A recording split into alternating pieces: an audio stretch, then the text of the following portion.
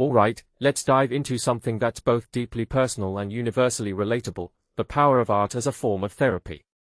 Today, I want to talk about Clayton Gunn, a Bendigo-based artist whose story is as captivating as his abstract works.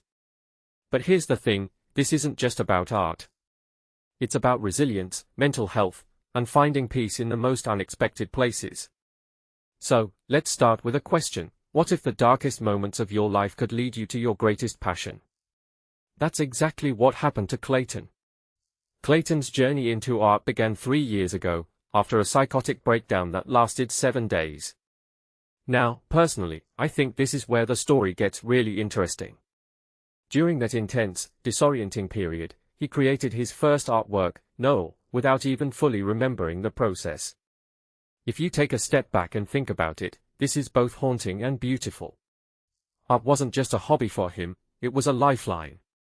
And what many people don't realize is that sometimes the most profound creations come from moments of chaos.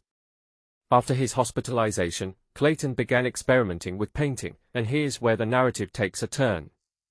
He describes it as a release, a way to unload his thoughts onto the canvas.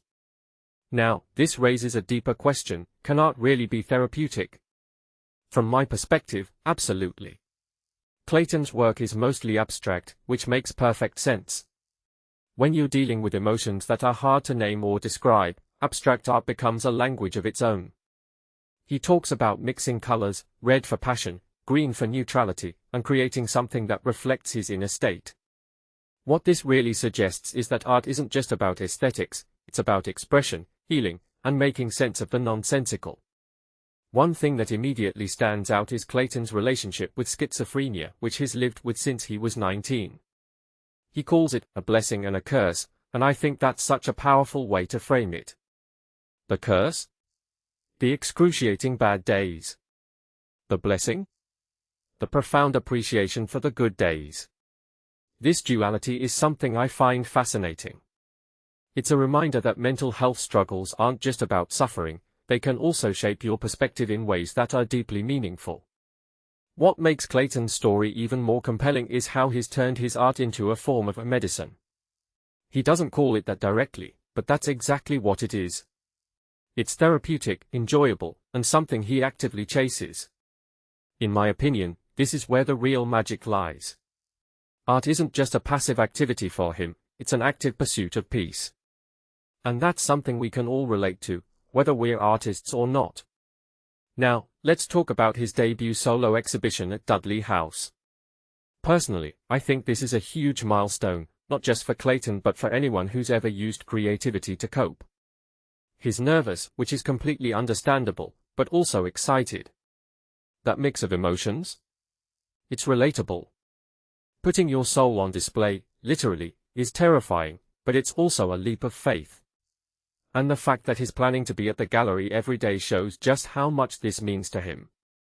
Here's the broader perspective: Clayton's story isn't just about one person's journey. It's about the transformative power of art and the importance of finding outlets for our emotions. Whether you're dealing with mental health challenges or just navigating life's ups and downs, there's something to learn here. Art, in whatever form it takes, can be a way to process, heal, and connect. So, as we wrap up, I want to leave you with this thought: what's your version of Clayton's paintbrush? What's the thing that helps you unload your thoughts, find peace, or make sense of the chaos? Maybe it's music, writing, dancing, or something else entirely. The point is, we all have the capacity to create, to heal, and to find beauty in the messiness of life. Clayton's story is a reminder of that. And honestly, that's what makes it so inspiring.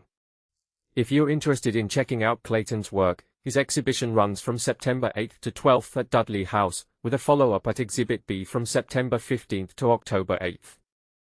And if you're ever struggling, remember that there are resources out there, like Lifeline and Beyond Blue, to help you through.